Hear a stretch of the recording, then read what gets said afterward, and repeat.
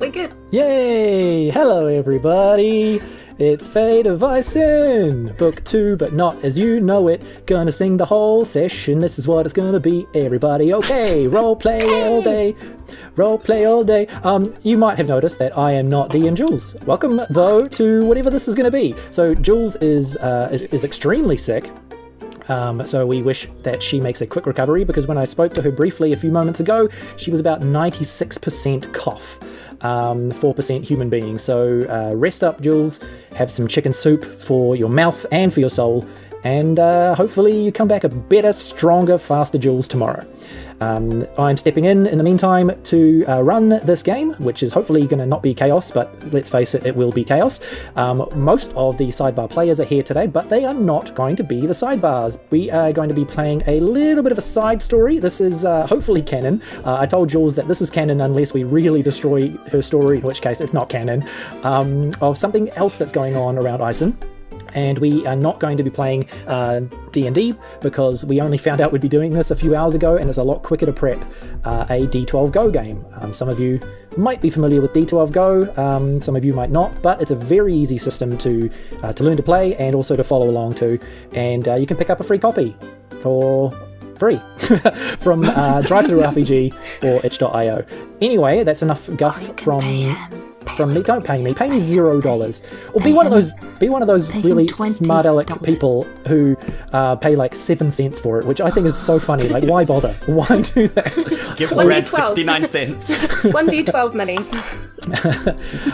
But yeah, so we're playing D12 Go, and I'm just going to introduce the players, or get them to introduce themselves, and also tell us about the characters that they've put together that they will be playing for our adventure today. So we will kick things off with Severin.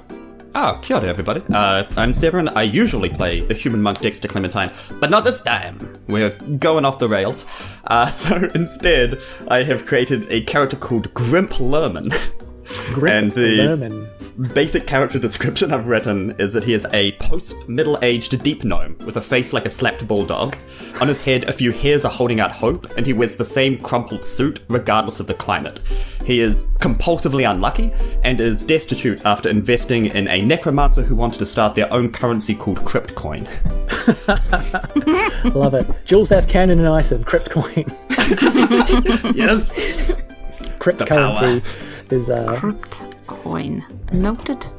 Yep, I haven't written that down, so I will forget it, and it won't be part of the story, but unless you make it. Now, let's move beyond, what was it? Grimp Lurman, love it. Grimp Lurman. To Kasia. What are you bringing to the table, Kasia? Oof, not much. Okay, so I was very tired today, so I asked my team to give me a cool character to play. So therefore, I am playing Vince Pontoon, who is a slimy slimy former city guard member who was thrown out for cheating at gambling. I am jobless, penniless, and the remaining city guards despise me.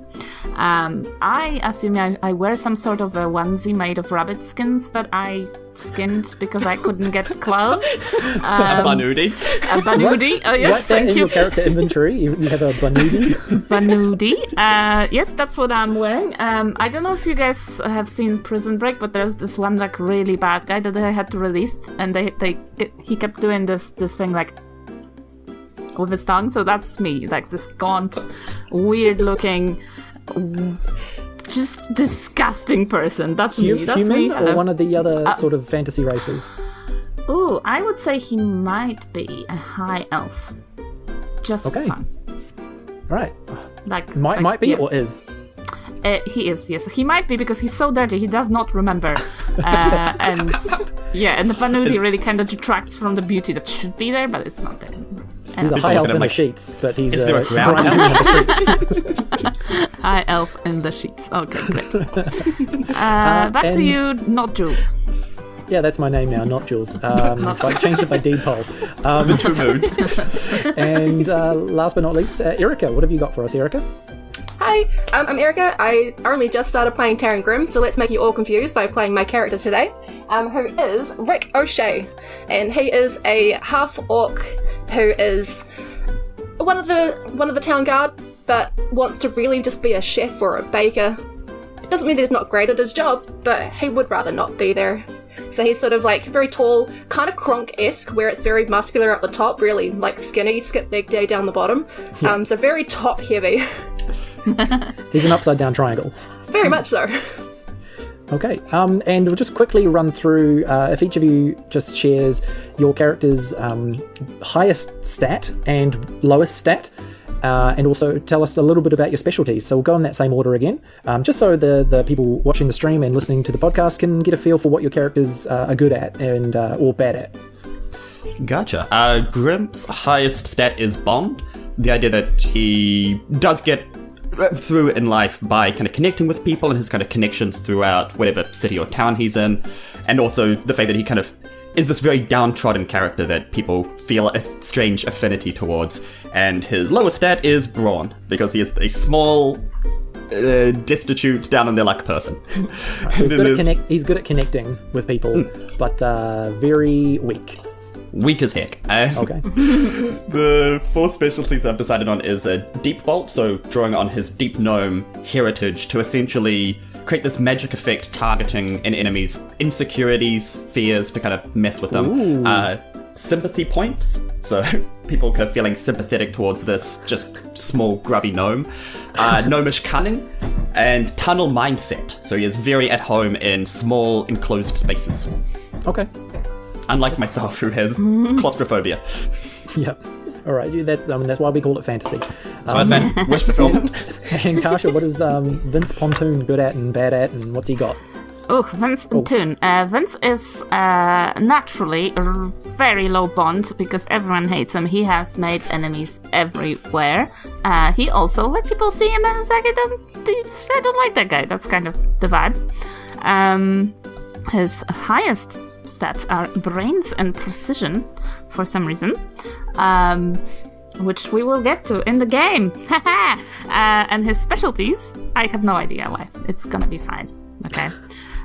Because no sane person would make this many enemies unless this is some sort of overarching secret. Anyway, and his specialty is daggers, desperation, dodging. And also I have taken a liberty to change one up, and +3 in overconfidence, because let's face it, overconfidence is disgusting. So, back to you, not Julz. Nice. And that's also a very versatile skill in this game that you could abuse. You could add it to almost every role you do. Exactly. Anyway. And Erika, what's Rick O'Shea? What's he got going on? I'm assuming the pronouns here, I probably shouldn't. It's a he, him, yes. So Rick is classically very good at brawn, so very strong. Not so many good brains. We got some negatives and some brains. He's knocked his head a number of times, and that's probably why one of his specialties is called battering ram, where he essentially just runs at things to either open doors, either attack people. He's even though he doesn't want to be a fighter, he's got good skills. So another one of his specialties is spinning top, where he spins around in a circle and uses his circumference to get a little bit more rotational damage going in. Okay. Very good at sword and shield, and he's got a +1 to cooking, because that's what he really wants to do. Okay, yeah, that's cool. Nice. Yeah. You ready to jump in? Let's go. Okay. Last time on the fate of... No, wrong book. Wrong jumping. Okay, so we are in the city of Cause, which is the capital city of the Kingdom of Tyrannus. And the three of you are all down on your luck. You're very low status, and you have no respect, very little money or no money to your name, and life is just not going very well for you at all. So just tell me, or tell all of us, discuss a little bit your life in the streets of Cause. So I want each of you to give me one thing that you really like about your life, and one thing that you hate about your life in the city of Cause. Vince really enjoys tricking people, and he thinks he's very good at it, which is why he carries a trick deck of cards, and he loves that. He just loves that, and he hates the fact that he has no friends. Okay. So with that trickery that he's doing, is that sort of swindling people on the streets and being a cut person, conning? Yeah, and if people don't have any money, he just enjoys just making a fool of them. like pantsing them in the street. Pantsing them, yeah, just winning, saying really, really clever comebacks like, and your mom, I'm like, you peed yourself. How do you feel? How does it feel to pee yourself? Ha! I'm so smart. I'm very confident in my smarts right now. And he walks away, and then he cries a little because he didn't make a friend again for some reason. I wonder why. I don't know. Vince. Yeah, and the other two, what's something that you love about your life or enjoy about your life, and what's something that you hate? Grimp likes that he's found out the best spots to get free food. It's a lot of inns that throw food away, a lot of farmers that maybe go for like a loose stone and something falls out of their cart. He's found the exact right places to stand to get that kind of stuff. But he dislikes how low he is on the social totem pole, to the point that like young kids will just make fun of him and just completely roast what he's wearing. It's very like, what are those kind of energy? Yep. And so he tries to kind of keep away from people that look quite well dressed and like they're just not gonna respect him. Okay, yeah, I'm picturing sort of like real sassy preteens on a stoop being like, you call that a haircut? Like, yeah, they took away my knives. I think the year 1684 called, and they want those pants back. What? How could they even do that? And then Vince runs along and just pantses him. That's the third time this week. And Erika. Rick goes to all the like different restaurants around the town, so that's probably where you get some free food from, because he's learning to cook from all the chefs and people, some more, but doesn't like having to go back to the barracks and have to actually do his day job. Okay. So, yeah. Right, yeah, that makes perfect sense. Once he's got that passion, then the grind is just a grind. Yeah. Cool. I feel that in my soul. Yeah, one day, all of you Too real. are hanging out in... So one of those places that you can get free food is the seediest pub in the city. What are we calling it? What's the seediest pub in Cause called? Ooh. Slimy, grimy. Slimy, grimy. I love it. Great. Okay, so you're all hanging out in Slimy Grimy, where, yeah, you can get free meals, and where Rick has even cooked a few, and you're all sitting around a table talking about your troubles and how you just need one great opportunity to dig yourselves out of the hole that life has put you in. And suddenly the door of Slimy Grimy bursts open, sending some liquid filth flying across the room, and in runs a filth-covered young boy. He runs straight up to your table and he's all out of breath, and you all know him as Hans the Palace Rat. He's well known in the slums here because he regularly sneaks into the palace without getting caught. And he says to your table, he says, "Village, Baccarin, everyone turn to stone. Speaker announce 1,000 gold reward. Solve problem." Did the gold turn to stone too? Says, he looks at you and looks at like the cup of sludgy water in front of you, and with a sort of eyebrow of like, "Can I have a drink of water?" Rick goes and swaps his helmet for a chef's hat and goes and brings a thing of water over. Okay, yeah. Hans chugs the water back, and he says, "No, the village of Baccarin, and I'll get all of you to make a brains roll in just a second." He says, "Everyone has been turned to stone. The speaker says that he's going to announce a 1,000 gold reward to anyone who solves the problem. And you would all know as well that in this world, 1,000 gold is like an obscene fortune. Like that is just unimaginable wealth, life-changing money. So now all of you make a brains roll to see what you know about this village of Baccarin. Just remind me, 2 in brains means 2 die? No, it's the die plus 2. A die plus 2. That's why I double check. Can you see? No, you can't. You can't even see if I did roll it, but I did roll a 1. That's right. Tell me the totals. I got a 2. I got a 7. I got a 3. Okay, so the 2 and the 3. Also, okay, the 3 is just a failure. You just don't know anything about Baccarin. You've never heard of it. What about the 2? Erika, the 2, that's a miserable failure. So you fail and you get a negative thing happen to you. So Gotcha. I'm going to say that you think you know all about Baccarin, but what you know is completely wrong. It's the wrong direction. It's the wrong information. You are convinced that this village, which is to the south, is actually to the north. It's to the north. It's so cold there. No wonder why they've turned to stone. I mean, who would go there? Like, it's just so cold. Yeah, and Severin, you got a 7, right? Mm-hmm. Yeah, so that's a questionable success. You know a little bit about Baccarin. So what you know is that it is directly to the south of Cause, about half a day's walk, and all you know about it is that it's quite small and unimportant. You're talking nonsense, kid. You said it's to the south. No, it's to the south. It's not. No. It's south. No, it's definitely north. You're thinking You're of wrong. Rennerback. Baccarin's Am to I? the south. No. Rennerback's north, you're thinking of Baccarin. What? See, now I'm confused. Hans is just looking back and forth between the two of you, and he's just like, 1,000 gold? Hans, how many other people have you Yes, told let's about focus on the important stuff. Yeah, 1,000 gold will buy me 1 meal. That's perfect. That's all I need for tonight. 1,000 gold? That could buy you every meal for the rest of your life.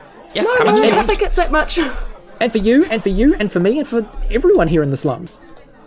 Are you sure? So how do we get that? That sounds good. I am into that, and how can I get it? Please. Well, that's why I've run all the way here from the palace. I haven't told anyone. No one knows yet. Just the council and the speaker. He's going to make the announcement at sundown tonight. And I bet every adventurer or knight or anyone who thinks they're anyone in the kingdom is going to go straight to Baccarin. You've got half a day's head start. We better skedaddle. Let's do it. Yeah. And you, keep an eye out, and I'll give you my Banudi if you steer other people the wrong direction, perhaps. The Banudi from your own back? From my back. Wow. And he starts, like, rubbing it. Like, ooh, soft. You're gonna need that. It's so cold it's so cold. Yeah, You're gonna it need to keep costs that. so much money. No, yeah. no, again, it's to the south where it's warmer. I'm sure it's north. Exactly, I won't need it. Well, I think it's to the south, but I mean, I don't you, actually know. But yeah, anyone who asks, I'll tell them that the speaker means it's at Rennerback. It's Rennerback. Yeah, you Yeah. point them towards Rennerback. We'll go Renner south. Yep. So it's just you. Okay. Okay. Okay. We'll bring you something, kid. But inside, I think, we'll bring nothing. Yeah. He walks out going, yes, yes, yes. That's something. I'll be eating tonight. Now you know not to worry about Hans. Like, he can get in and out of the palace. Like, he's probably eating better than most people in the city. Cool. So what do you do to prep for this journey and whatever dangers might lie ahead? Oh, I need my helmet, and I put helmet on. Yeah. And my daggers. Rick swaps out the chef's hat for his helmet, and it sort of sits jauntily to the side. And he's got a sword and shield, another sword. Is that a third sword? Where are they all coming from? Is that a fourth sword? And an ankle dagger. I hope your inventory literally says, is that a fourth sword? Oh, it does. Oh, it does. I got it on paper, so it's not great for podcasting, but right there if you're on Twitch. You are delightful, Erika. Thank you. And it's printed so Oh, and seasoning too, because Official. he's a chef. He has to take some seasoning. Oh, of course. What kind of chef would he be if Yep. he travelled without the proper accoutrement? Absolutely. Cool. So, yeah, you hit the road, and about half a day passes of pretty uneventful travelling. You might pass a few people on the road here and there, and you realise that it's getting later in the day, and that announcement will probably go out quite soon. You arrive at a village on the edge of the Wolfwood, the Wolfwood being a gigantic forest that separates Tyrannus from the neighbouring kingdom of Valentia. And you immediately notice that it's eerily silent. Like, there's no sound at all around this village besides like the wind whistling through the trees of the woods nearby. And as you venture into the very small village, you see that the streets are filled with what looks like statues of regular townsfolk just sort of going about business. Like, there's statues of children playing, there's like a statue of an old woman carrying a basket, there's a statue of a goblin feeding a horse, and many more just random mundane things you would see in a village. But there does appear to be not a living soul here. What do you do? So chickens and horses are stone as well. Yeah, it looks everything that would normally be moving is not moving. I'm trying to collect everything that is small and portable and be like, I'm gonna paint that up, I'm gonna sell that at the fair. Okay. Are you picking up the small people and animals? Yes. Look, Um, everybody alright. says they're going to paint them, but very few people actually get around to painting. They just sit in a box for a while and... Look, I'm not gonna paint them myself. I'll just put them up, and people will buy them as hobby items. And I pick up a mouse and put it in my pocket. Okay, just roll a d12 and add nothing to it, unless you've got a specialty only, just to see how many worthwhile items you get doing this. I don't have anything. It is a 6. Okay, yeah, you collect 6 things that might be of use to turn into sellable items. Okay, so it's gonna be a mouse, a bird. Write these down because I'm not. Okay, mouse, a bird, a weta, kia ora. But it's bigger and does sleep at night instead, and a canary, and that's 4. But Perfect help for the coal mine. Help! A cat, and Doug. Just carrying Doug was just really small guy. a called stone Doug. cat and a little person. Oh no, I'm just gonna stash them. That's way too heavy. Doug is a halfling. You have to ask what race is the small person? Yeah. Because I'm just a gnome, we're having words. Yeah. Look, I don't see race. Okay. All I see is valuable statues. I just see stone. All I see is stone. Okay. Yeah, I think Doug would be a gnome. Okay. I think. Doug is a. So you're a deep gnome. Doug is a rock gnome normally, and now he's a very much a rock gnome. This is the most rock gnome I've seen. Yep. No, okay, he's so young, Kasia, so he's still short. Kasia, Vince can carry most of those things on him, but Doug and probably the cat he'll have to stow somewhere. He won't be carrying a stone cat around with him. No. But it's earmarked for later. Yeah. Okay. What is as a group what are you doing to try and get to the bottom of this problem? Your boy Grimp is gonna look through the stone statues to see if any of them seem particularly fearful. Okay. As if they saw what would have done this. Make a senses roll. You what? And add anything anything to do with observation or awareness or anything like that. Gnomish cunning? Yeah, sure. Yeah, why not? Especially because it's stonework too, and gnomes are quite known for that kind of thing. Gnomes are known for it? Okay, sorry. Hey! Then That's the end, everybody. Thank you very much. That'll bump it up from a 9 to an 11, and that is all I will comment on that. Nice. Either way, it's a success. So you succeed at your action. So you look around, and you do notice that most of them are just sort of going about business, like they were frozen at the point of just living their lives. But closer to the town, or to the village square, in fact, right in the village square, you do see one pointing at an actual statue, like a fountain, like a statue that's supposed to be there, with a look of horror on their face. And you look over at that statue, and it looks like a knight raising their sword in triumph, but the knight is missing a head. Does it look like it was a clean cut, or that it's been It looks like it was force has hurt? It looks like it was snapped off by force. Well, do we know who the knight is? Is there a plaque on him? Well, Severin or Grimp is the only one who's seen this. Sorry. Yeah, but y'all would still see Grimp just looking up at the statue. Yeah, okay, so he's just standing there studying it, and if you notice him looking at the statue, and on closer inspection, it does have so the knight is standing on a big stone block, and on the block there is something that, a plaque that has worn with time, the plaque's contents is all faded away, but carved very roughly into the back of this stone block, the words, "Ye who cannot leave the craggy man alone shall see out their days forever trapped in stone." Yeah, while you guys are reading the plaque and doing good detective things, Grimp's just gonna say, "Hey guys, I feel like this knight is always behind, not ahead." So somebody knocked off a head of the statue. Brains. And then everyone is turned to stone, maybe? Do you think the knocking the head off caused people to become stone? I don't know. Or were There's they no stone, head. and then that's the perfect time to steal a head? I look around for a head. Okay, make a senses roll. A 5.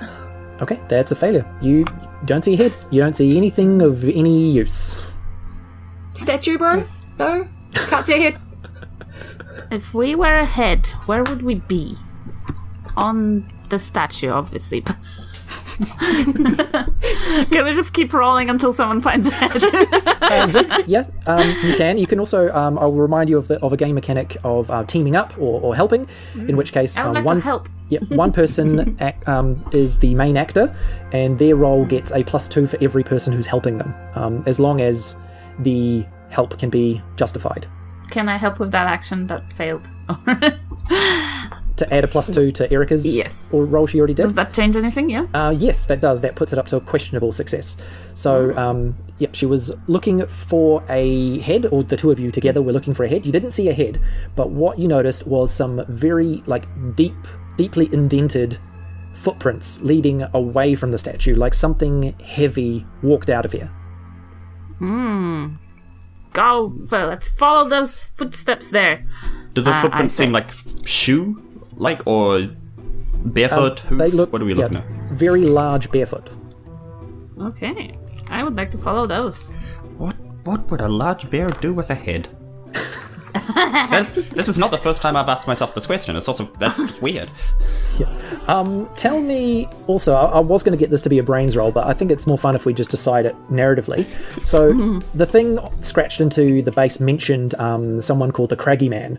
So there is a local myth in this area, or actually throughout the kingdom of Tyrannus, about a character called the Craggy Man, and it's essentially the boogeyman. It's sort of like a bedtime story told to scare kids.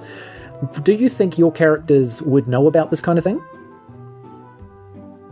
You could roll brains if you want that to be the decider, or you could just tell me. Don't think Vince would know. Yeah, I don't think it would have come up with Rick either. Roll, I'm trying to think. roll. I think...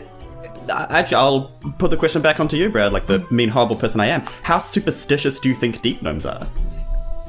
I don't know. Okay. This is Julz' iteration of Isen. That's just...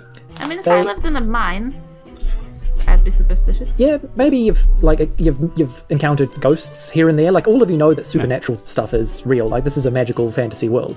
So, like, people believing in boogeymen and scary things that come and get you in the night, like, that's not far-fetched. I would say I think Grimp has heard of the Craggy Man, but only through kids making fun of him. Okay. And say, I bet you're the Craggy Man, or like, you're the Craggy Man's servant. Yeah, okay. I like that, yeah. You're not even the Craggy Man. You're more like the Scraggly Man. I like that, yeah. Man. So that message scratched into the statue base, like, you'll know who the Craggy Man is, or at least you'll know that there is a figure known as the Craggy Man. And I don't know if you discuss that with your friends as you follow these footsteps.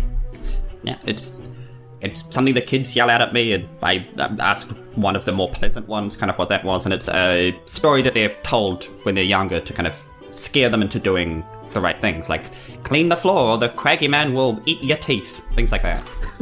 I can't season teeth. Teeth are not edible. Well, I think that would be the least of your problems. I think they were just being mean, just saying. I remember that time. It was very funny because they pantsed you as well. No, I pantsed you. That was you. That was a good day. Three times in 1 week. Just 3 times in 1 week. Oh my goodness. Seems like that's all you do is find me and then pants me. Good times. We had some good times there, didn't we? No, we're friends. Very, very humiliating for me. No, we're not friends. What do you mean? We just okay, fine. And I get sad. Yeah, by the way, do as much roleplay as you want. Like, the more you delve into your characters and the less that I have to interject, the better. Look, let's go get that. What's it says? Craggy Man, Craggy, like your scraggly clothes. And I laugh to myself. Okay, please do not pants me. I do. She's wearing a onesie. She's wearing a onesie. Oh, he's wearing a onesie made of rabbits, and he's making fun of your clothes. Yeah, because I own what I am. Okay, yeah, overconfidence. I would like to pants with overconfidence, please, if I may. You want to try and pants him now? Yes. Okay, make an agility roll with some overconfidence. That's +4. Do I make an opposing roll to try to not get pants? We'll make this opposed. So that is a 9. Severin, you can also make an agility. So 9. Could I add sympathy points if you feel bad about it, Kasia? I would say she doesn't. No, I don't know. I'm gonna say it's not gonna matter either way because I rolled a 2. So I feel like I give 9 over 2. against 2. That's 7 more. So this is a game changer. The target is majorly affected and receives 1 damage. I'm so sorry. I lose a limit because he pants me so Yeah, hard. okay. We'll just make it contesting with someone then. That's not a game changer. Vince Pontoon, it's a huge success. Pantses you epically, like the best one yet. And so much so that Vince, your overconfidence is going to get a temporary boost. The next time you do it, it's an additional +1. Ooh, okay, +4 overconfidence. All right. Is it like? Was it like I pantsed him, but I also did a wedgie first? Pants down, undies up. Savage. Yeah, in one motion like that. Yeah, it's like Shazam. Hello. What's Rick doing while these shenanigans are happening as you follow the footsteps, which lead out of the village and into the forest? Really, he's just watching, laughing, and then gonna pick Grimp.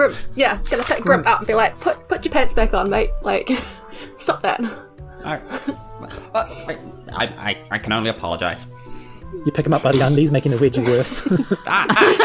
Okay. Like a child. Can you not pick me up like that? Just sort of pats him on the back. Myself. Big meaty hands, almost like hitting you over again. Please do not manhandle me, my chef friend. So you're a friend because you don't pants me, but you. They're nice. But we're having such fun. I don't understand. What is going on? Again, you are the only one having fun with this. Just remember, the way that this is it's the friends we make along the way, and we've already made friends, so stay friends. Yeah, think about that. Happened. My pants have made friends with the ground. That is all that's happened so far. Stay friends. Okay, I write "stay friends" on my hand and try and refer to it next time I can. So you continue this line of discussion about friends and who's a friend and who's not as the forest around you gets more and more dense. Now, all of you would know that, the Wolfwood is named that for a reason, and that it's a gigantic forest that spans kingdoms, but it is full of wolves. Like, there are many wolves in this forest. It's a very popular hunting ground. It's a very lightly traveled area. Like, people only travel through if they absolutely have to, and they do so with guards and full caravans and things like that on the trails. You are just venturing into loose, untrailed dirt and over roots and really uneven ground, and this is an untrod path. Apart from the giant footprints that you're following that still remain very deep, so this thing is clearly heavy. After probably an hour of following that one line of footprints, you eventually come to a river. It's about 3 meters across with a fast flowing current. There's no sign of a bridge anywhere. Right. How wide is the river? 3 meters. 3 meters. Well, that's not too bad. Do any of you guys have rope? I have cards. I've got a large number of swords. I was gonna bring rope, but I put it in a weird place and then just forgot about it. How about we find a tree and use the many swords to fell it over the river. Yeah, we'll go look for a good, decent tree. Okay. So what I would like to do is I'd like to run this as something that I call a chain event, which is kind of similar to a skills challenge in D&D. This is a new mechanic that I've written into the rulebook, but I've never actually tried with a group yet. Fun. So the general gist is that I've set a number of rolls, and this is going to be 4, and all that really matters is the final roll. If the final roll succeeds, then you will succeed at the grander challenge. The sort of the intent behind this is to make it into one cinematic event, all the things you're doing. So 4 rolls means you each get 1, and then there's one final roll to cap it off. And depending on how each one goes, that determines how hard or easy it is for the next person. So when things start to go bad, it starts to get a lot harder, and then harder and harder still. But if things go well, it gets easier and easier still. So what would be the first thing that your group does in this chain event? Find the appropriate tree. Okay, well that will be senses. Whoever's going to roll senses to look for the best tree along the riverbank. I just rolled an 11. Me then. There we go. You rolled an 11, so that's a success. So that doesn't give any bonuses or penalties to the next person, so that's fine. That's just the next person goes. We have 1 roll out of 4. I'd probably stand back and let the more swordy person in the party do the felling. Okay, so Erika, do you use your action in this chain to fell a tree? Yep. Okay, I'm going to call that either a brawn or precision roll with swords. I'm gonna go brawn, because... it's only a 6. Okay, with do you have a specialty you could add? Can I use a battering ram to add a +3 if I charge at it hard enough? Yeah, you certainly can. Perfect. Amazing. You Can get I stack a specialties for second one reason. on top? No, you can only ever use one specialty. Yeah. So 6 plus 3, 9. That's bumped it up to a success. So that's, two down. You are still at no modifiers, so that's good. 2 out of 4. Severin, now that the tree has been felled. Well, I mean, the next logical step is to drag the tree and try to place it across the river. However, brawn, not the best. So is it possible for him to look at the 2 more brawny people in the party and then give some kind of rousing, motivating speech on how they can lift this tree with their knees and not their back? Absolutely. Yep. Way to use your high bond stat. Yeah. He's also going to try to also kind of get some kind of sympathy from be like, I mean, I've gotten pantsed so aggressively that I'm it just too really weak. I'm just so weak. I'm just my weak noodle arms, but you're so strong. You're just the strongest people I've ever seen. Oh, so And I know you can move this tree. I know we can do anything together. Flattery will get you everywhere. I mean, I don't need any more confidence, but I'll take some more confidence. No problem. Let's do it. That's what friends do, eh? Which is a 10. Okay, yeah, great. Another success. So that's 3 clean successes, no modifiers either way.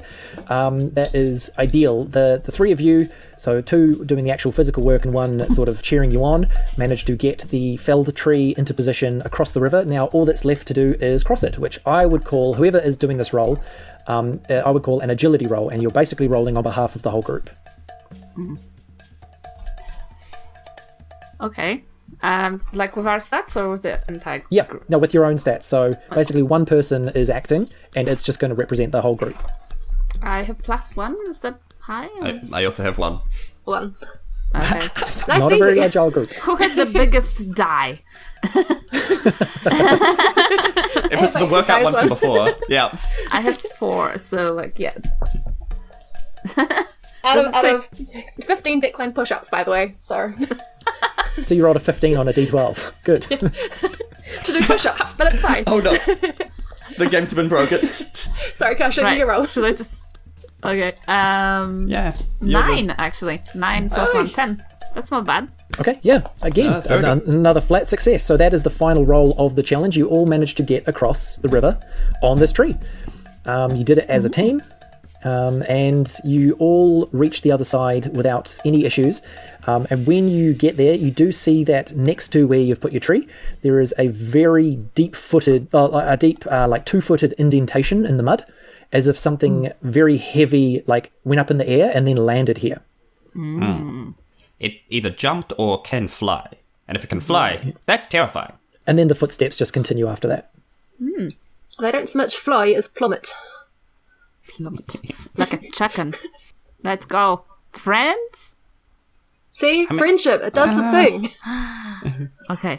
1 step closer. Oh my god, look at you. You're all covered in mud. Like, how gross. What's your face? You don't even remember my name. Yeah, I mean, I wrote it down on my arm and I just write it down. Okay. You've Just pulled my got pants smudged down in the 4 water. times. You don't even know my name. Don't even know my name. Priorities. Oh. Listen. And I Okay. walk away. You Listen continue to what?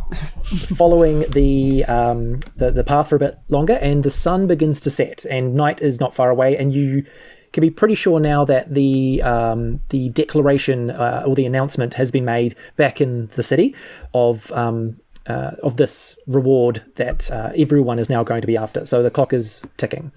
You approach a clearing, but just before you breach the tree line, the three of you all notice a trio of wolves chowing down on a deer carcass. The wolves are not aware of you yet.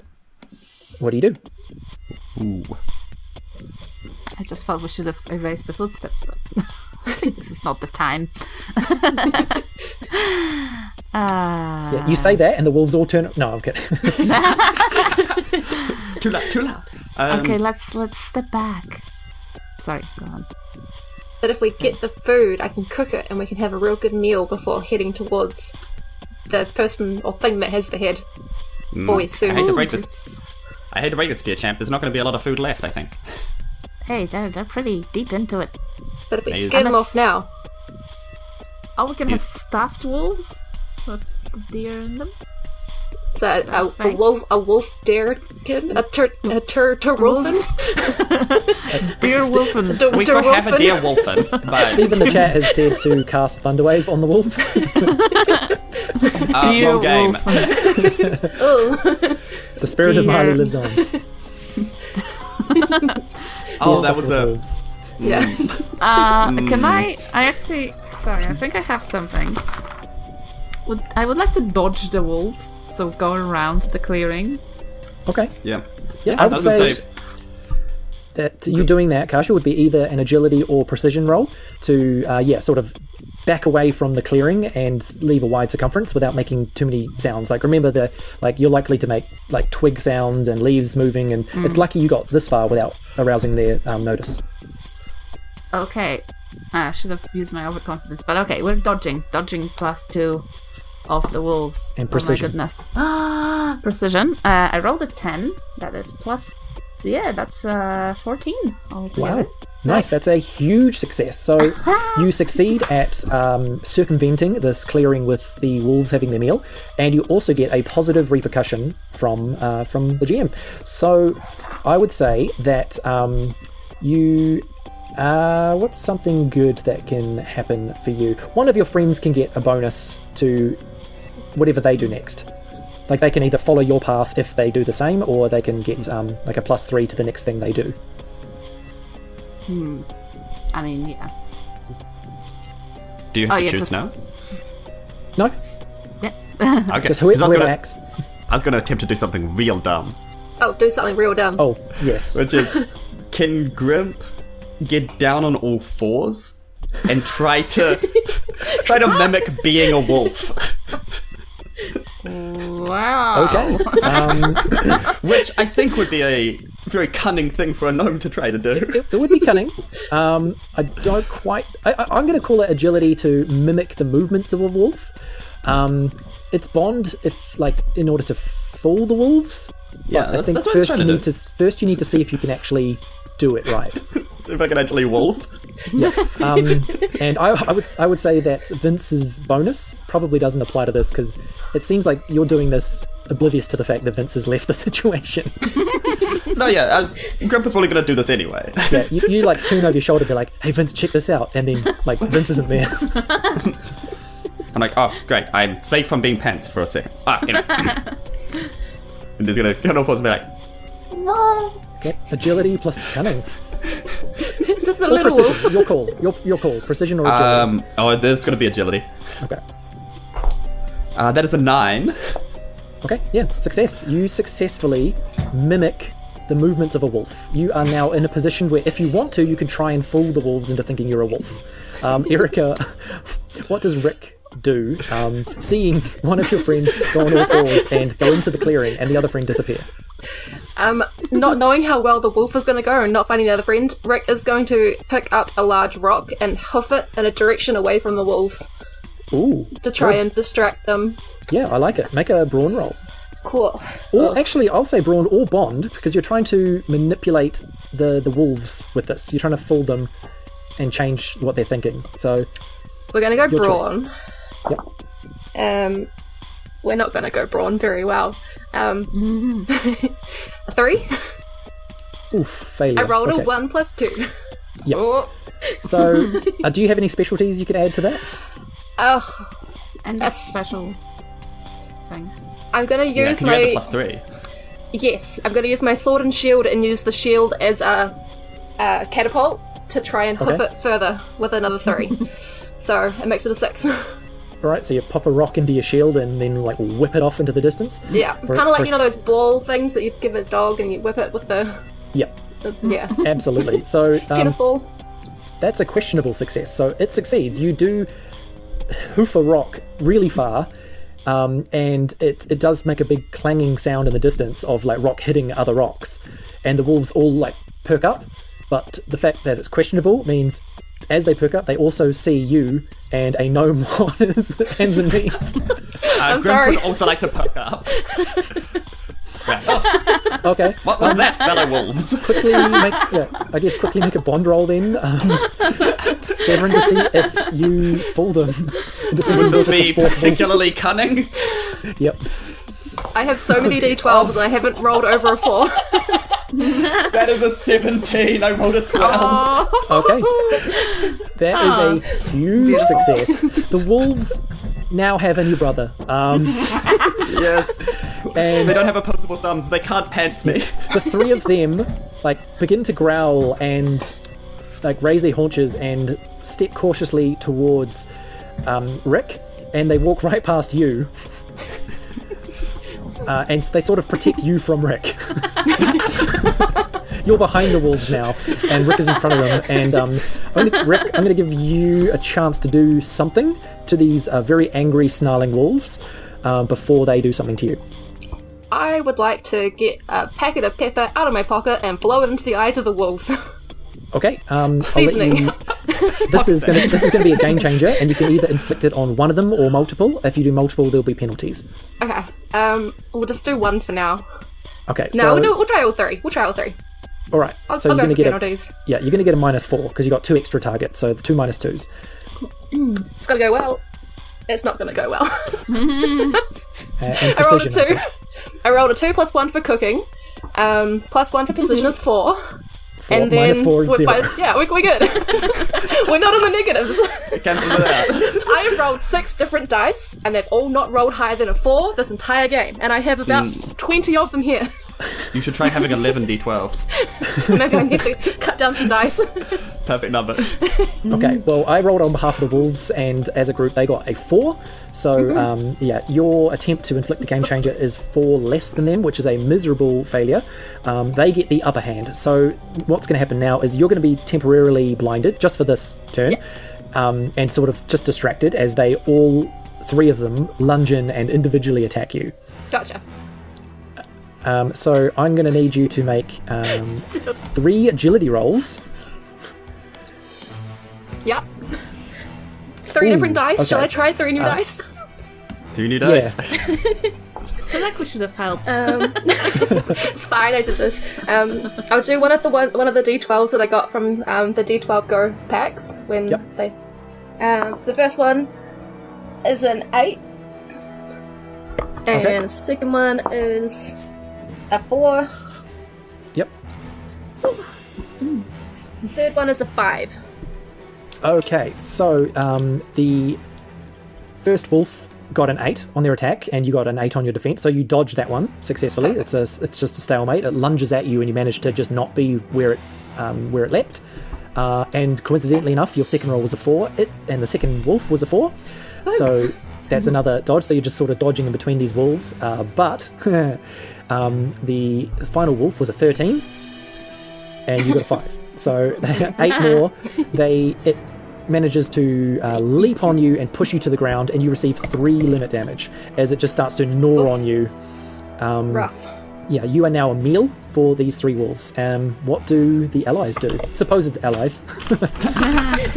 Just go. Just leave me. Scamper at it. No, with my newly formed bond with the wolves, can I make it seem like and this is what I believe, but I also want it to translate to the wolves, that them hurting this person makes me sad, and that they shouldn't do it. Okay, that would be a game changer. So try and make a bond roll with them. Again, is it one of them or multiple? Oh, I'd say the one. I'll focus on the one currently gnawing on. Yep, good call. on my chef friend. So that would be bond plus sympathy points, if I can. Yep, cool. Seems sympathetic. That is a 11. Ooh, nice. Okay. Thank you. And it only got a 4. Okay. So that is that's 7 more. It is majorly affected by this game changer. I get puppy dog eyes. Yeah, it looks back at you and sees that what it's doing is concerning you, and it backs off, and it also receives 1 limit damage, and I will do that in the form of it losing morale. Like, it's a little bit less likely to want to fight now. So that is I'll just differentiate the 3. There's a grey wolf, a brown wolf, and a black and white wolf. The black and white one is the one that just backed down. I would like to do something. Oh, It'll be From the great. shadows. It'll be really good. I would like to throw some things. I would like to throw some daggers at the other 2 wolves with overconfidence. Okay. That is my special +4 now. 2 wolves, 2 daggers. Okay. So yeah, you get a Precision? -2 for having 1 additional target. But then, Anyway, okay. do you still have the +3 from hiding? No, that was Well, given to you. Her +3 was given to you. That's good to me. So from my hiding, I'm No, just thank using you. my overconfidence to throw the daggers. Are the daggers brawn or are the daggers precision? I'll let you decide. Precision? Ah. My brawn is And you're terrible. throwing it at the 2 that weren't attacking Erika. Yes. Okay. I assume they're hostile. So, Yeah. Okay, cool. Sure. Okay, so it's 4 + 4, 8. Oh wait, +2. That's 10. Minus something? -2 for having 1 additional target. 8. Then. Okay. Yep. So they got an 11 and a 12. So you are 3 less than one of them and 4 less than the other. So both of which are just a miserable failure. You are at a disadvantage to the next roll you take. So you're at a -3 on the next roll. So both of your daggers just fly past them, and I'll let you decide why that puts you off enough to get -3 to the next roll. Oh, my overconfidence suffers. Did I not use my overconfidence? Oh no, I did. Okay, You did. never mind. Yeah. But My it failed you. overconfidence It failed did you. not- It failed you. It failed you so failed. much. I'm like, yeah, I am too confident in my overconfidence. Yeah. Yeah. Erika, you're on the ground. Rick is on the ground. Yeah.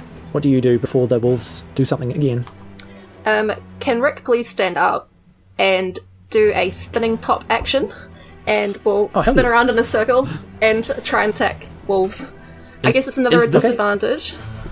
Is this the real wreck? Please stand Is up. this the real, Yeah. real ricochet?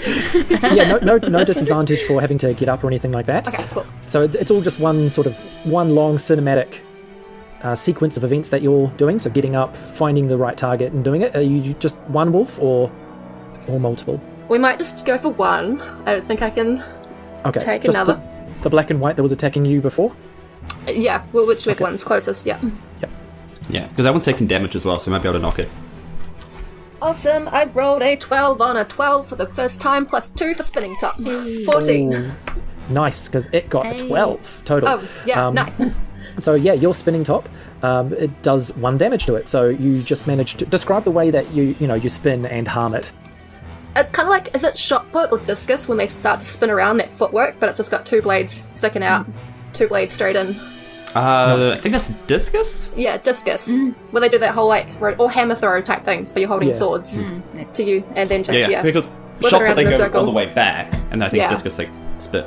Nice. So, yeah. So the black and white wolf gets sort of shredded up a little bit, and it yelps and it leaps back as it sort of sprays blood around the clearing, and that it begins to cower a lot and cowers back next to Grimp, who it still thinks of as an ally. I'm going to say that one being so haggard is just going to miss its turn. It's not going to do anything. The grey wolf is going to leap into the bushes to try and figure out where that knife came from, and it's going to make a bite attack in Kasia's general direction. Oof. You Okay. mean Vince's? In Vince's no. general direction. Oh, I would like to use dodge. Can I dodge? With my dodge? Yep. With my dodge skill? Dodge and agility. Dodge and agility, that is 9 plus 3 altogether. Wow. Yeah, that's 11. 9 plus sorry. 3 is 12. 12. But you do get a -3 Math. because of your loss of confidence temporarily. So 9. So it's a 9. Yeah, either way, it only rolled a 2 on its attack. So it is in the 6 to 12 less category, where it leaps right past you. It smacks its head on a tree, receiving 1 damage, and it's dazed and will get a penalty to its next roll. And then the other wolf, the brown one, is going to leap at the only other target it can see, which is Erika. The real Rick. The real Ricochet. Oh no, my gosh. He's now standing up. Don't kill Rick, please. There's still more of this game to go. I've got another piece. I've got another side to the paper. I can quickly put something together. You see a wild man in the woods. Your brother Nick O'Shea. So yeah, make an agility roll to get out of the way of a leaping brown wolf. That's a 6. Okay, cool. 6 all up. That's fine. It got less than that, so only 2 less. So it's just a failure. It leaps at you but misses. Cool. So we're back around to you guys, or you gumdrops, doing whatever it is you're going to do. This is going to be full on. Can Grimp, with the black and white wolf that's kind of just haggard, not having a good time, just place one, I want to say paw at this point, onto the wolf's head and do a deep bolt into the wolf's motivation to attack? Ooh, okay. Yeah, definitely. Send some vibes. Send some vibes. Am I rolling a particular... That's Bond. There's Bond and deep bolt. Yep. Which is the old wombo combo. That is a 13. Okay, wow, yeah, it got an 8. So 5 more. You easily cause it enough doubt that is considered limit damage, and that brings it down to 0. That wolf will not fight anymore. It just sort of closes its eyes and lies down. Becomes a farmer.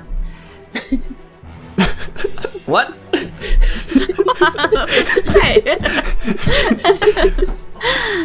That's not D&D, but we're close. Is it me now? So the black and white wolf, you can all tell at a glance, like, it will not fight anymore.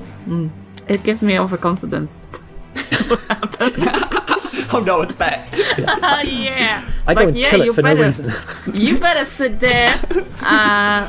But because I'm really smart, I'm gonna go for the other one that's still fighting. And then I would like to overconfidently... I don't know, what do we do? I would like to trip it up and dagger it, stab it. Okay, the one that leapt at you into the tree line and banged its head? Yes. Okay. Oh, Cool. he's dazed. Oh, awesome. I'm just gonna try and stab it then. Yeah, okay. That's fine. Shank that wolf. That's the grey wolf. Oh, shoot. You try and stab it with daggers and brawn or precision? Precision, then it's precision plus overconfidence, so it's not much. It's like 7. Okay. Either way, it only got a 3. You are 4 more. It receives 2 limit damage, which is enough to take it out. So, do you kill the wolf with your shanking? I guess so. I'm a terrible person. I feel bad now, but yes. Okay. John Wick's gonna come after you now. Yeah, you just stab it a bunch of times prison style, and it just whimpers, and then its body falls limp to the forest No, floor. I stab him, but not too much because I want the skin.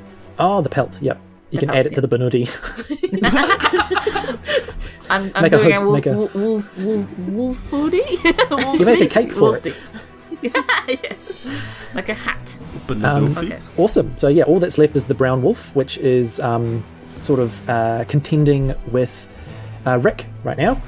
And Rick, what do you do? He is going to head down, battering ram, run towards it with swords out. Okay, nice. Just full charge. Yep. That's a 7, 9, 12. Dirty 12. Okay, dirty 12. It only got a 3. So that is 9 more. It's enough to completely wipe out all of its limit in one go. So, you tell me how you dispatch the wolf, the brown wolf. Full charging over it, ending up in a forward roll, and then finishing up real gymnast sort of style. Just arms and up in the air, presenting. Yep, and Kasia, the Polish judge, holds up a sign. But it's in Polish, so nobody can read it. Bardzo ładnie. 10 punktów.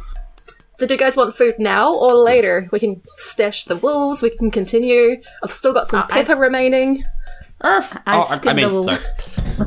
Sorry, I went too inside the character. I could Too meta. Yeah. I'm a method actor. Yeah, I'm just skinning the wolf on my own, just trying to that's good quality wolf. Yeah. Okay, cool. I could get you to roll for that to see how well it goes, but no, I would say you've done all these rabbits. Like, you're practiced. You know what to do. A wolf is just a big rabbit, right? Yeah, exactly. Although we can peel the skin off a rabbit with one swoop, and with wolf we have to actually do stuff. So, I saw it in a game once. Anyway. Not this game, though. Is that a Red Dead Redemption? Yeah. Anyway. Red Dead Wolf. Sorry. Okay. Yeah. You do you cook up some deer? Do you just sort of save and move on? Like, what's... Well, we know adventurers are going to start teaming in, so do we want to get takeaway? I'll quickly stash it to the side and we can come back for it later. I want to experiment with the meat. Yeah, I have an idea. Let's erase those footsteps so the adventurers can't get to where we're going. Like, do like a big gap. Actually, yeah, can we scuff them from like the river onwards? Okay, it's going to involve a bit of backtracking. It'll use up some of your time, but it is a very good idea because that means people can't follow. So I'll leave that up to you. Yeah, let's do that. Let's do as much as we can. We cover them with dead wolves. You use the wolf to like stamp fake footprints. Oh yeah. But like in the same footprints. Yeah, it's like one of you spends an hour wiping out the footprints, like digging them out and filling them in, and then the other one like makes the exact same path with them. Just like wooden sticks and... Whoops. Okay, yeah, so you spend a lot of time, but you do cover your tracks, or cover the tracks very well. Enough that you're probably only going to be followed now by like experienced trackers. The obvious path has been removed. And yeah, you continue past the clearing with the wolves and the deer, and you continue a bit deeper and deeper into the woods. It's full-on nighttime now, and you all suddenly start hearing a rustling sound coming from somewhere nearby. Who goes there? There's no response except a little bit more rustling. Like there's rustling sort of in front of you and behind you and like all around. Like all the plants around you are sort of being moved. I'm gonna say we have night vision, don't we? The high elf and the gnome do. I don't think I do. What were you again, Erika? Half orc. Half orc. Oh yeah, you've all got dark vision. Oh, nice. If we're going by D&D. Cool. So Okay. we... What is this D&D? You can all. I only know T-Dog. You can all make out pretty clearly that like you can't see any like animals around. That you can see the leaves and the plants around, but you can't see any animals moving around. Alright. Do you want me to throw a rock? It went bad last time. I mean, it can only go better this time. You learned from the mistakes, right? Yeah, I'll just throw better. Yeah, just throw better. Wait, I'm really desperate for this reward, so I would like to use desperation to try and figure out what that is from sound. Because, Okay, so senses plus desperation. Oh, nice. It is 10. Oh, wait. 10, yes. Okay, Sorry. yep, that's a success. So you put on your desperation focus of like, this has to go right, and so you sort of shut the world out for a moment, and you see the rustling and hear the rustling, and then you notice that like a large yellow flower that is in the nearby vicinity turns to face you, and you're pretty sure that the plants here are sentient. No way. And just then some vines start to slowly crawl in towards your feet, and only Vince notices. Oh, vines! Crawling towards our feet. I just noticed it. Just me. I'd say you all notice now. Yeah, you look down and you see dozens of like ropey vines all weaving their way towards you like snakes on the ground. I don't like snakes. I'm the snake. And I would like to dodge them. Okay, yeah, make an agility roll and dodge to not be grabbed by vines. Okay, it is 6 plus agility, plus 30, so that's 9. Okay, great, success. Yeah, you managed to sort of almost dance away from all the various vines trying to grab at your legs and ankles.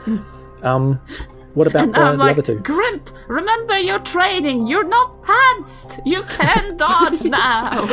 This was all so you can. This all your life you led to this very moment. You can move both of your legs independently. Very motivational. Are you his Mr. Miyagi? Wax on, vine off. Pants on, pants off. Sweep the pants. Severin roll and agility. You got it. Can I use my gnomish cunning to try to angle away from where I think the vines are going to go? Yeah, okay. That is an 8. Great. That's a questionable success. You managed to dance and duck and step and weave back away from a whole lot of vines that all sort of whip out at once and try and grab you, but one of them does manage to sort of wrap around your ankle as you're just about to leave the vicinity. You bastard. We'll resolve that. Like, what do you do about having one vine grabbing around you? And while this is happening, you notice that big yellow flower that's sort of nearby, it is beginning to move closer and closer to where you all are. Like it's on a stem weaving into your direction. How thick is the vine? If you say 3 meters. Yeah, 3 meters thick. It's so mad. It's the Large Hadron Collider. No, about 3 centimeters thick. Like, it's not massive. It's like rope, basically. Can I just... I don't want to use brawn, though. That's the problem. I would just You're not normally strong, snap bro. it. You're not strong. I would normally snap it. I can't convince it to let me go. I can't be like, No. hey, stop doing that. Let me go. Let me go right now. I would say. Am I being detained? What's the crime? If you're not going to charge me... You have to tell me if you're a lawful vine. I don't know. You have to tell me if you're a crop. Okay, that's the end of the podcast. That we can't.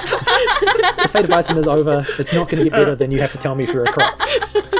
Goodbye, everybody. Do you do anything, or do you just be held as the yellow flower gets closer? Can I kind of go a bit... This is going to seem like a weird move, but acting like a wolf worked out. Can I kind of go... No, can I kind of just go limp and look like I'm not worth kind of dealing with? Can I just seem like... Yeah, can I just seem so pathetic that it looks... that I'm not worth really wrapping up in anything and just kind of leave me? Okay, this is a real Hail Mary, but go for it. What's that with that big? That's Bond. You're trying to convince a living creature that you're just so pathetic it's not worth their time. Bond and sympathy points, let's go. That is a 14.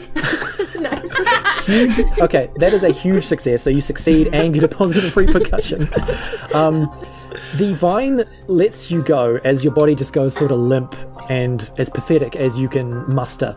And the flower, which was like wending and weaving closer to your group, like pauses. It turns its flowery petals in your direction, and then it makes almost a like sad face. like if it was a TV show, you'd hear like sad like soap opera music. And then it looks away from you like you're just this sick little orphan boy, and it turns its back on you, or the back of its petals, the back of its flower head, and it looks towards the other two. Oh, no, looks towards the only one that's left in vine range. Make an agility roll as well, Erika, to see how you deal with these vines. Okay. Unfortunately, I can't look as sad and pathetic. That is few people can. That is a 3 on the dice. Well, 2 on the dice, 1 plus agility. Can I also add battering ram to just run my way through the vines? Will you allow that? I will allow it, only if it means you run towards the yellow flower, because you have to battering ram at something. Yeah, I will battering ram towards the flower. So that makes it a 6, so hopefully 6. it's still a... Okay, yeah. That's a better. questionable success. So My you dice, gosh. do succeed in not getting grabbed by vines, because you charge directly out of the zone of vines, but you charge directly at the flower, and that's the questionable aspect of it, is that you're now right in the face of this flower, this big yellow flower, and it spews this pollen right over you, this yellow dust, and you are blinded. Nick O'Shea's Not looking again. really good right now. My backup character, Nick. Yeah, and the vines are still sort of moving around, but they don't seem to be an immediate threat to the other two, and you don't know what's going on, Erika, because you're blinded. Why is it yellow? I can't see. Who turned out the lights? Damn. I guess somebody needs to do something around here, and I'm very good at that, so I'm gonna do it. But you're gonna thank me later, okay? And I would like to very confidently throw some daggers at the flower, and cut flowers are in season, so awesome. Great, yeah. Precision and daggers. Overconfidence? Daggers or overconfidence. Okay, overconfidence. Yes. It is Cannot 14. stack specialties. That'd I be know, so I broken. didn't try to. Did you say 14? Kasia. 14, yeah. Yeah, okay. Because it's Huge, agility plus overconfidence. Huge success. This was an unopposed action, so your intent was to stop the flower, and you cut the head right from the stem, and it just falls to the ground, and all the vines sort of shrivel up and pull back into the trees. You can be certain that this flower trap issue is dealt with. And Erika, your blindness starts to sort of fade after 20 or 30 seconds, and the spores fade away from your face. Oh, that was the weirdest thing. Thank you for saving me again. I feel like I've just been the worst person to have on this road trip. Just the problem person, the problem child. It's greatly appreciated that you guys have kept me around. This is what friends are for. You should try looking more pathetic. That works for me. How do you go limp? I can't bend at the waist. These arms are You too guys big. really do suck, so let's keep going.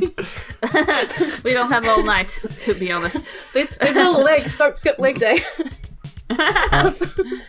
Okay, so you walk just a little bit further beyond that vine flower situation, and you come across a swamp bathed in moonlight from an opening in the canopy above. And there is a small island in the middle of the swamp where in the moonlight you can see a ramshackle, run-down, tiny little hut made of just sort of planks of offcuts of wood. And then a cloud goes by very briefly and covers the moon for a few seconds, and the hut disappears and then reappears as the moon reappears as well. Oh. There's some kind of moon hut. Hey! In front of the hut is a tree stump that has resting upon it some kind of maybe bowling ball sized or head sized stone of some kind that you can't really make out from this distance what it is. Alright. I think it's a head. Let's go with overconfidence. Follow me. Help me go there. Is that what we've been looking for? I guess we've been looking for the head, but... Yeah, I think we were. So Vince just trudges into the swamp? Overconfidently, yes. I will die one night. Oh no. Okay. Nice. And stepping... So as you step closer and you splash your way through this swamp, the door of the tiny hut swings open and out steps an impossibly large man, much larger than the hut, wearing really tattered brown rags, just shredded clothes covered in muck and filth, and with long matted brown hair. And this giant man looks right at you, Kasia, or Vince, as you approach, and says, "If you've come to remove the curse, know that I shall never allow that, for the town of Beckerin has disrespected my wood for far too long." And he picks up the statue head, or he picks up the stone that you've ascertained is the statue head. I thought you were going to say, what are you doing in my swamp? That would have been funny. Care. Anyway, nah, man. I have a wolf pelt, and you seem to have a clothing problem. So, what's wrong with my clothes? it's a bit old, Do not insult this big man.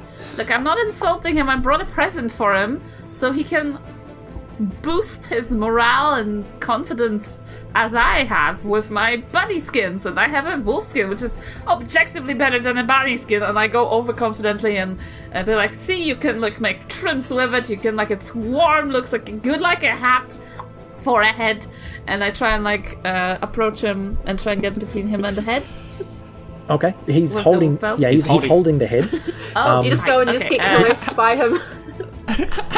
Just sneak up. I'm doing this direction, or like how those people steal the scarf off you and stuff. I'm just being like, look, the pelt goes here. A close-up magician kind of. Exactly. Okay, yeah. In that case, make a bond roll, which I know you're bad at. All precision, because this is sort of precise sleight of hand kind of stuff.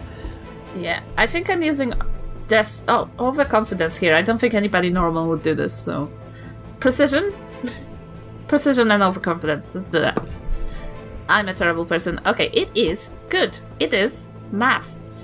It is 13. 13. Okay, yeah, great. You should have gone into teaching. That is a success. So you distract him with all your flourishes and like a performance almost, and he turns away from his own hand that's holding the statue enough that not you but someone else could probably have a free go at grabbing it. Yeah, well, I'm hoping that happens. And what we can do is either run this encounter with the Craggy Man as combat or as another chain event. I'll let you decide how this goes down. I've got what I'm going to do if it's a chain event, but then I've also got what I want to do as a combat. So. I'm mostly prepared for combat. Not gonna lie. You choose violence. Oh man, I was gonna say chain event, but you seem to. I mean, I'll follow. I'm not smart enough to go, but I'll follow. if we go chain event, you can still charge at things. Yeah. It doesn't preclude that. Yeah, you can still do combat stuff. Oh yeah. I can battering ram and dive onto the head, and there's so many things. Okay, well, in that case, we'll make this a chain event instead of combat. Cool. But because this is the final encounter, this is the big challenge, we'll make this 7 rolls. So 2 each, and then 1 final roll to cap it off. So I guess you just need to decide on the objective, which is to, I guess, recover the head and either defeat or evade the Craggy Man, I'm assuming. Okay? Okay. So 7 rolls. Let's see how this goes. While he's distracted, Grimp is gonna kind of sidle up to the Craggy Man. Hello, sir. Grimp Lurman here. You were saying that the town kind of made fun of you. Please, tell me all about that. Get it off your chest. I'm here to help. I'm here to lend an empathetic ear to your troubles. Okay, that's going to be a bond roll to convince him not to make this an aggressive situation. Is it also cunning? Gnome cunning, yes it is. 14. Okay, that is a huge success. So he is very pacified by your words, and you get the impression by the way he sort of lowers his shoulders and relaxes a little bit that not a lot of people show him kindness and talk to him like he's a person. So he turns to you and he just looks noticeably relaxed, and that went so well the next person gets a +3 on their roll as part of the chain. Get the head.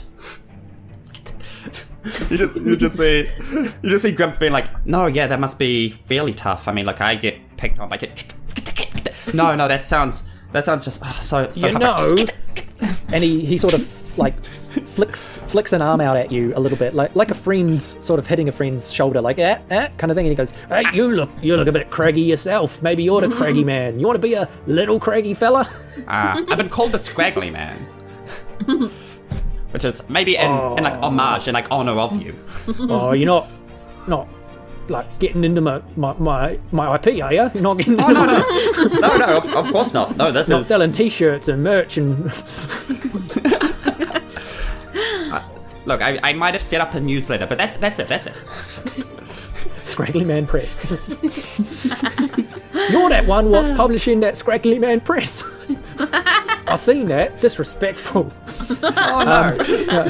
Who's next in the chain event? Yeah, I know. This is all that didn't happen. But he is looking at you as an ally. What's next in the chain event? Can Rick kind of sidle across towards the head and pick it up and use his brawny shoulders to sort of like turn his back and hide the fact that he's holding the head. So he's using like upper body in his hands. using your bulk for deception. Yeah, just trying to hide the fact that he's holding the head. Okay, yeah, make a brawn roll, and you get an additional +3 here. So that'll be a 13 in total with the +3. Wow. Okay, yeah, that's just a regular success. So, but that works. You manage to reclaim the head from the Craggy man and turn your back enough that if he did look at you, he would only see your back. He wouldn't see that you have the head. He might put 2 and 2 together and be like, I don't have the head, someone else does. There's no head here. Kasia, what does Vince do? As you see the head has been recovered.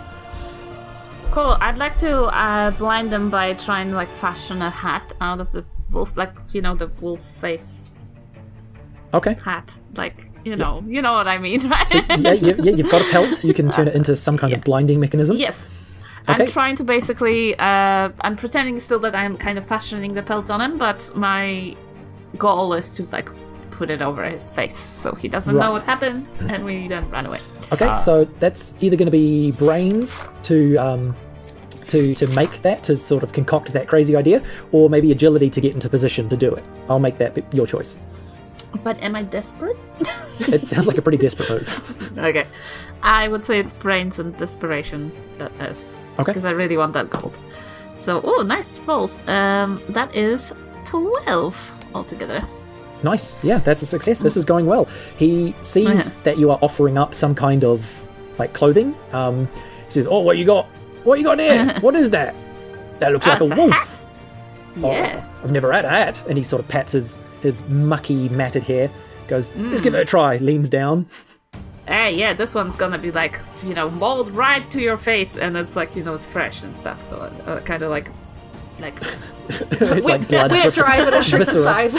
He's got viscera going down his face, and like muffled through the wolf pelt. He's like that's over his face. He's like, "What does it look like? Does it look good?" It's really good. Yeah, it's really, really fashionable. This is not how I saw this going. Yeah, there's. We'll cut the holes for eyes later. I just can't find the daggers now, so. For some reason, I trust you. You can see he is blinded. What happens now? Can I still yell or whisper? Run! Yeah.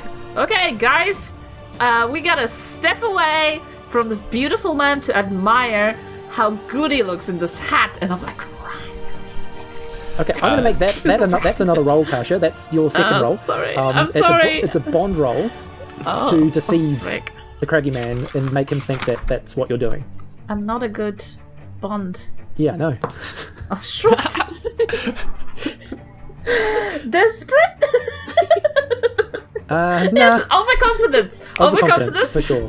Then it's 1. Oh no. I am -2. Okay, so it is a miserable failure, and now the rules as written for a miserable failure in a chain event is that the next person gets a -3, and the whole group is put into immediate danger that must be resolved. So he is not fooled at all by what he hears the tone of your voice, and he's like, "You don't like me, you're just trying to get away from me!" And then because he's blinded, he's just going to make a very wild, lunging, like almost spinning like Erika does, attack where he's just going to swing a meaty fist at all of you. And I want all of you to make an agility roll to not get hit by a giant fist. I'm sorry. Agility. And desperation. Dodging. That's dodging. That's totally dodging, isn't it? Yes. Okay. So it's 7. 5. Okay. Dodging is a good skill. Will you allow me a spinning top action to move out of the way? If you spin out of the way, sure. Perfect, because that would be better than what I rolled. Cool, because I like that visual too. Of like, Yeah, that's that's how like you Beyblades. you just spin away. Yeah. So now I have to do math. That is a 6, so it's better than what it could have been. Yeah, well, he got a 7 all up. So that's 1 more than you, Erika. You take 1 limit damage as his fist just clips you as you spin away. The other 2, what did you get? 5, so it's 2 more. Yep, so that's the same. You also take 1 limit damage. He just clips the top of your head because you're quite short. You just got lucky. Rick is down, by the way. 7. Okay, and Kasia, you got a 7. Yeah. Yeah, okay, so that's a stalemate. He just misses you. Just swipes the fist past your face. Erika, so when you are at 0 limit, it doesn't necessarily mean you're unconscious. It depends on how you reached 0. It just means you're unable to continue. I would say the fact that you were hit with a meaty fist means you were just like sent sprawling into the swamp, and you're just like coughing and spluttering swamp water, and you're not able to do anything until someone helps you. Do I still have the head? Or did I drop the head? I'll say you held on to it, and that's why you didn't succeed in dodging fully, is that you were concentrating on holding on to the head. So the head's now with you in the swamp. Yes, it's going to be a mucky head. We're back in the chain event. There's 3 more rolls to go. Am I able to send a deep bolt into him, playing on his abandonment issues? And his fear that everyone that he cares for will just leave him. Your first roll was bond, so I'm going to say no. Let's try something new. You can't bond with him twice. You can't. Oh, would you allow me to use my brains to figure out what his issues are? You tricksy hobbits. Yes, sure, why not? Oh, no. I was going well to begin I with. rolled a 2. And there's a -3. Oh, fuck. Okay, I rolled a 2, so it'd be that plus 5 up to 7, back down to 4. 4. Okay, well, it's not a miserable failure. At least it's just a failure. So, And I soaked that up. yeah, the next person gets a -3, and you get put into immediate danger. So, I did not soak that up. yeah, I'll just say he swings his arm back the other way, and he just clips you again for another 1. And we're not going to make rolls for that one, so yeah, you just get another fist smacking you. He's still blinded, like this is still a wild maelstrom of attacks. And we have 2 more rolls to go. Erika, you can decide something you can do from like this prone type position from 0, and I'll decide if we allow it, because it is your roll next. Yeah. Currently I'm looking at grabbing my 1 ankle dagger and throwing it towards him to sort of distract him so the others can get away and we can escape. That's kind of where my thought is currently. Okay, yeah, I'd say in your state you can muster a throw. You get a -3 from Severin's fail, but yeah, give it a go. I don't know what dice to use. They've all, apart from 2, failed me, and even then they failed me later. Okay. On a long enough timeline, all dice will fail you. Very much so. What was I adding to the stat, sorry? Precision. Precision. Okay, so that's a 7 minus 3, so 4. Okay, and do you have any specialties you could add to bump that up? If I can spin around in the muck like a breakdancer to do a spinning top movement. Oh, I love that. Amazing. there's mud flying everywhere, it's real step up. Yep. And then, yeah, so we're going to launch that, so it'll add another 2, so make it a 6. Okay, questionable success. So that is a success. You do manage to distract him, so the knife slices past him, and he goes like, oh, what was that? And he turns in the wrong direction. But, and he is still blinded, but yeah, the next person gets a -3 again, because it was questionable. So we are up to the final roll. Anyone can do it, except for Erika. Please don't let me do it. Yeah, bear in mind, whatever you do choose to do, if it involves fleeing or anything, Erika can't really go anywhere. On her own. Fleeing. Okay, I have an idea. How do I do this? You can go big and stupid as well. Like, yeah, this is the final roll of the challenge. I'm like, I would like to... Okay, I hope this works out. I'm sorry, I think it's gonna be great. I turned to you and I said, I read off my hand, stay friends.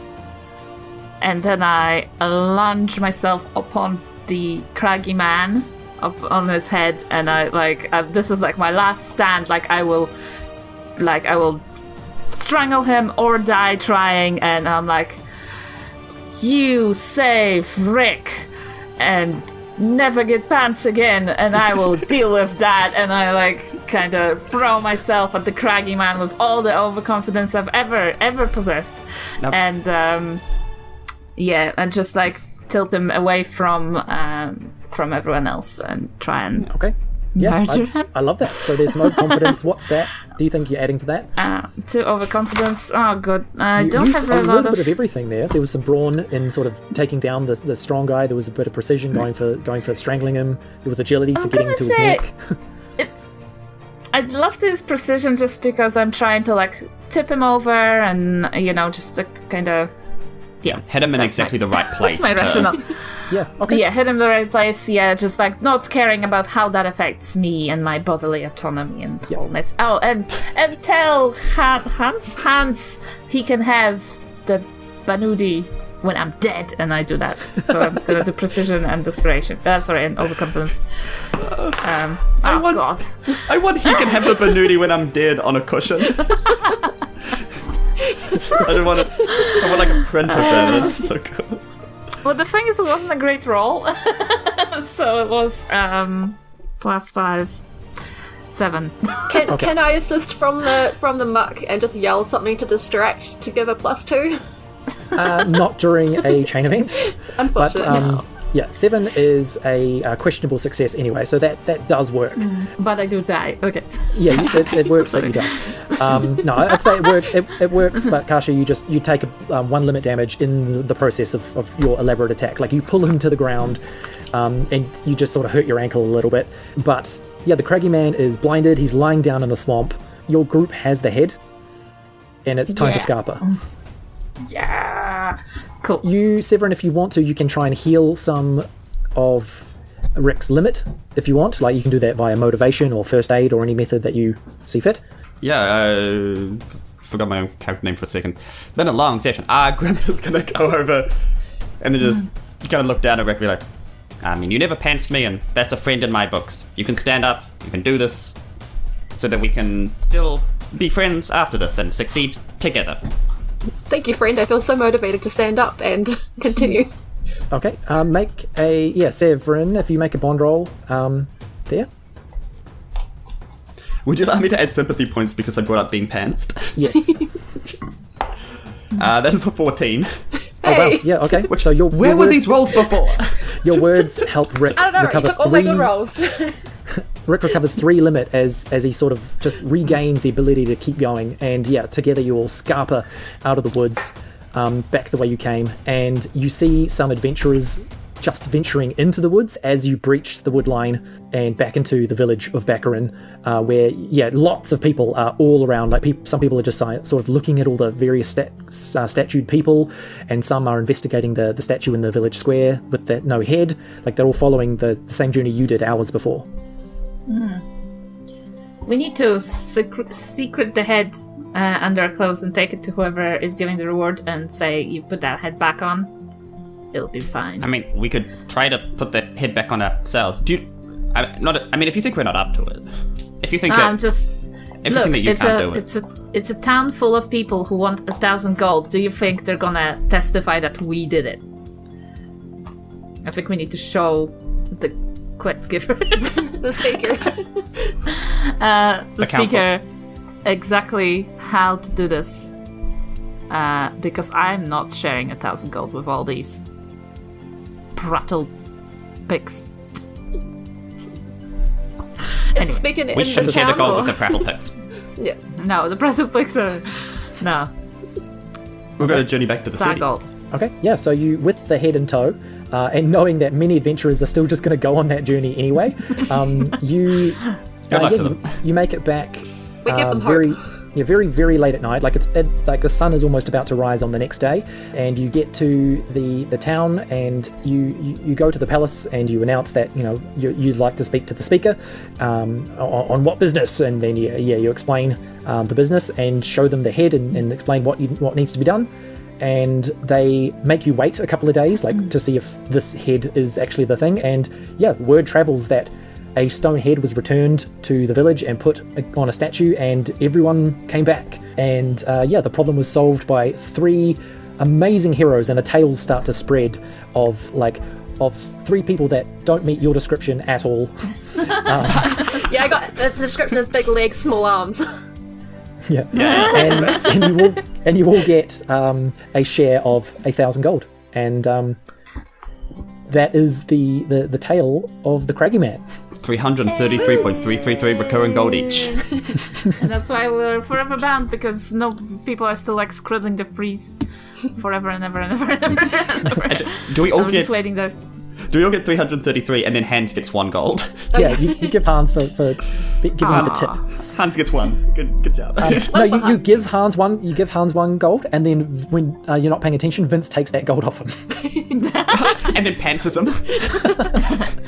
But then I do give him the Banudi, because I now have a golden Banudi.